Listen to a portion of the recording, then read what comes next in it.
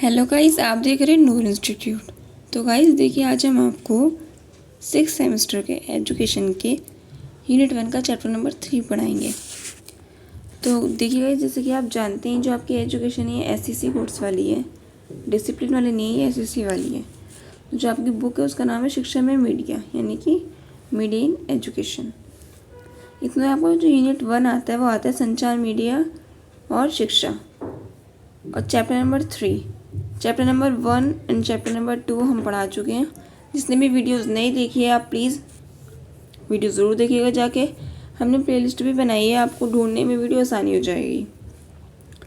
And अब आपका आता है चैप्टर नंबर 3, शिक्षा में जनसंचार, प्रिंट मीडिया। आज हम सिर्फ इसके बारे में पढ़ेंगे। चलिए पहले इसको थोड़ा परिचय देख लेते हैं प्रिंट मीडिया का, कि प्रिंट मीडिया क्या है क्या नहीं। प्रिंट मीडिया मुख्य रूप में समाचार पत्रों और पत्रिकाओं के माध्यम से समाचार बताने का मुद्र संस्करण है, यानी कि जो प्रिंट होके आते हैं, यानी कि न्यूज़पेपर, मैगजीन्स वगैरह, ये सब क्या होता है, प्रिंट होके आता है। प्रिंट मीडिया वह मीडिया है जो हमें लिखित जानकारी देता है, वही जो लिखी हुई मिलती है हमें प्रिंट होके वो। सरल शब्दों में प्रिंट मीडिया संचार के लिए आवश्यक कोई लिखित या प्रकाशित सूचना है। ये जनसंचार का लिखित या चित्रमय रूप है। इसमें चित्र भी बने होते हैं, लिखा भी होता है, सब कुछ होता है इसमें। प्रिंट मीडिया संचार के सबसे पुराने और बुनियादी रूप में से एक है। प्रिंट मीडिया क्या है, ये सबसे पुराना है, क्योंकि न्यूज़ वगैरह टीवी पर तो अभी आती थी, लेकिन जो न्यूज़पेपर है वो कब का बहुत पुराने से चल रहा है। प्रिंट मीडिया यांत्रिक या इलेक्ट्रॉनिक रूप से फोटोकॉपी द्वारा उत्पन्न होता है। फोटोकॉपी होती है ऑब्वियसली, कि किसी के पास कुछ सोर्स होता है उसकी वो फोटोकॉपी करवा के निकलवा लेता है। प्रिंट मीडिया एक प्रकार का जनसंचार है जो मुद्रित प्रकाशों के माध्यम से समाचारों और सूचना का उत्पादन और प्रसार करता है। आम जनता इस डेटा और चित्रों को मुद्रित रूप से प्राप्त करते हैं, यानी कि पैसों से प्राप्त करते हैं, जिसे हार्ड कॉपी कहा जाता है। प्रिंट मीडिया के सबसे अच्छे उदाहरण पत्रिकाएँ जैसे कि मैगजीन्स, समाचार पत्र, पैम्पलेट आदि है। अब आते हैं नंबर वाला पुस्तकें भी क्या होती है, प्रिंट होके मिलती हैं हमें। आज की दुनिया में पुस्तक सबसे प्रभावी जनसंचार माध्यम में से एक है। ये शिक्षा का सबसे अच्छा स्रोत है। पुस्तकें ज्ञान और साहित्य को संग्रहित करने और दूसरों तक पहुंचाने का सबसे अच्छा और सस्ता साधन है। कि अगर हम किसी चीज़ के बारे में जानना चाहते हैं तो उसकी हम पुस्तक पढ़ सकते हैं। फॉर एग्ज़ाम्पल, जो हमारे वैज्ञानिक हैं या फिर कोई भी पर्सन जिसके बारे में हम जानना चाहते हैं, फॉर एग्ज़ाम्पल हम डॉक्टर भीमराव अम्बेडकर के बारे में जानना चाहते हैं तो हम उनकी पुस्तक खरीद सकते हैं, जिससे कि बहुत आसानी होती है। लेकिन आजकल बच्चे क्या करते हैं कि भैया हम पुस्तकें क्यों खरीदें, हम तो अपने फ़ोन से ही पढ़ लेंगे, फ़ोन में ही सब कुछ आ जाता है। तो गाइस देखिए, फ़ोन में उतना सब नहीं आता है जितना सब हमें पुस्तकों में मिल जाता है। फ़ोन में आता है, लेकिन उसकी कई आपको नुकसान भी हैं। एक तो आपको हमेशा फ़ोन यूज़ करना पड़ेगा, आपकी आईसाइट ख़राब हो सकती है, और भी कई नुकसान है इसमें। जो फ़ोन से किरणें निकलती है वो आपके अंदर जा सकती है। तो इससे बेटर है कि आप पुस्तकें खरीदें और आसानी से पढ़ें। अब देखिए पुस्तकों की भूमिका क्या होती है। पुस्तकें ज्ञान का भंडार होते हैं और इनका साथ आपके जीवन में कई परिवर्तन ला सकता है। बच्चों के लिए उनसे संबंधित, बड़ों के लिए उनसे संबंधित एक पुस्तक कभी आपको धोखा नहीं देता और सदैव आपको ज्ञान का बढ़ाता ही है। बच्चों के लिए अलग पुस्तकें होती हैं और बड़ों के लिए अलग पुस्तकें होती हैं। हम ऐसा नहीं करेंगे कि मेरे बच्चों की पुस्तकें हम बड़ों को उठा के दे दें, तो वो नहीं पढ़ सकते ना, और बड़ों की पुस्तकें बच्चों को दे दें, वो बिल्कुल भी नहीं पढ़ सकते। काका काका की पुस्तक बच्चे काका काका वाले ही पढ़ेंगे ना, छोटे बच्चे पढ़ेंगे, बड़े तो नहीं पढ़ सकते। और डॉक्टर भीमराव अम्बेडकर की फर्स्ट 1 साल के बच्चे नहीं पढ़ सकते, फर्स्ट क्लास के बच्चे नहीं पढ़ सकते। तो एज वाइज पुस्तकें होती हैं। अब देखिए, लेकिन क्या होता है, फॉर एग्ज़ाम्पल हमें 15 अगस्त के बारे में जानना है कि 15 अगस्त क्या है क्या नहीं है, तो बड़े बच्चों की लैंग्वेज में वो अलग होता है, छोटे बच्चों की लैंग्वेज में वो अलग होता है। आप भी जब छोटे क्लास में होंगे, आप 15 अगस्त के लिए 2-3 लाइनें लिख देते होंगे, एक पेज भर के लिख दिया आपने, क्योंकि स्कूल में भी आता था निबंध लिखने के, 15 अगस्त पे लिखिए, 26 जनवरी पे लिखिए। तो हम भी ऐसा करते थे कि थोड़ा बहुत लिख दिया, हमारे छोटे क्लास से चल गया। लेकिन जब हम बड़े लेवल पे जाते हैं तो वही चीज़ हमारी बड़ी होती चली जाती है। तो ये एज के अनुसार ही होता है। अभी पुस्तकों में ही दिखाया जाता है कि छोटे बच्चों की किस ले में जा रहा है और बड़े बच्चों की किस ले में जा रहा है।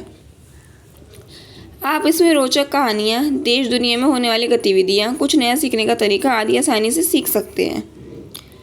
अब आता है हमारा सेकंड, समाचार पत्र। दैनिक समाचार पत्र स्थानीय, क्षेत्रीय और राष्ट्रीय स्तर पर निर्मित होते हैं।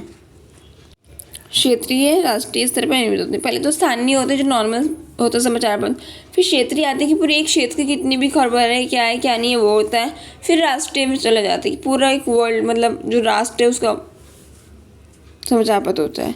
समाचार पत्र पत्रिकाओं के साथ दो सबसे सामान्य प्रकार के प्रिंट मीडिया हैं। दैनिक समाचार पत्रों में स्थानीय समाचार, खेल, मनोरंजन, व्यापार, राजनीति, विश्व समाचार और राज्य समाचार होते हैं।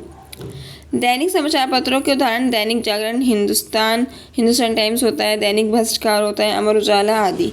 ये सब के आपको समाचार पत्रों के नाम दे रखे हैं।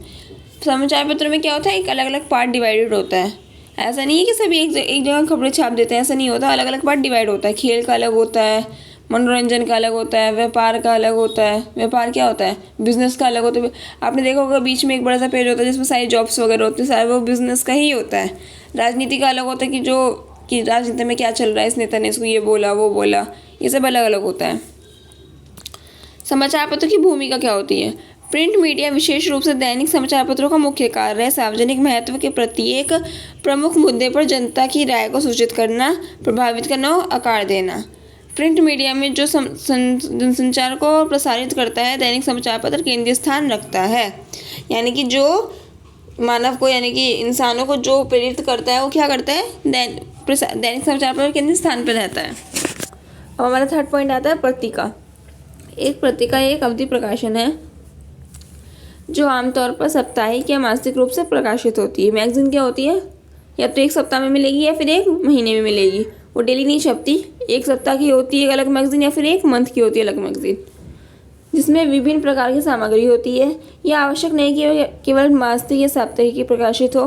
पत्रिका त्रैमासिक और अर्धवार्षिक, वार्षिक और अनिकालीन में प्रकाशित होती है। अब त्रैमासिक या 3 महीने की भी हो सकती है, अर्धवार्षिक के आधे साल की 6 महीने की हो सकती है, वार्षिक के पूरे 1 साल की भी हो सकती है। वो 1 या 2 दिन की नहीं होती या फिर 1 सप्ताह की, 1 महीने की, या फिर होती है 3 महीने की या फिर 6 महीने की या फिर 1 साल की। द जेंटलमैन मैगजीन पहली बार वर्ष 1731 में लंदन में प्रकाशित हुई थी। पहली मैगजीन कौन सी थी, द जेंटलमैन मैगजीन। ये कब हुई थी प्रकाशित, 1731 में, जो पहली सामान्य रुचि वाली पत्रिका थी। पत्रिका के उदाहरण टाइम पत्रिका, India today, Forbes India, outlook, business today, business world आदि। ये सब क्या पत्रिकाओं के नाम है, मैगजीन्स के नाम है।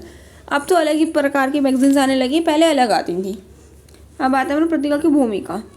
समाचार पत्रों एवं पत्रिकाओं का मूल उद्देश्य सदैव जनता के जागरूक और जनता का विचार का सही संप्रेषण करना रहा है। महात्मा गांधी की पंक्तियां हैं, समाचार पत्र का पहला उद्देश्य जनता की इच्छाओं विचारों को समझना और उन्हें व्यक्त करना है। दूसरे उद्देश्य जनता में वांछनीय भावनाओं को जागृत करना है। अब बिजनेस टुडे पत्रिका क्या है वो देखिए। Business today living media India limited द्वारा प्रकाशित एक भारतीय प्रादेशिक व्यापार पत्रिका है। कौन सी है, व्यापार की पत्रिका है। ये आ सकता है आपको क्वेश्चन कि बिजनेस टुडे पत्रिका क्या है, तो आपके लिख सकते हैं।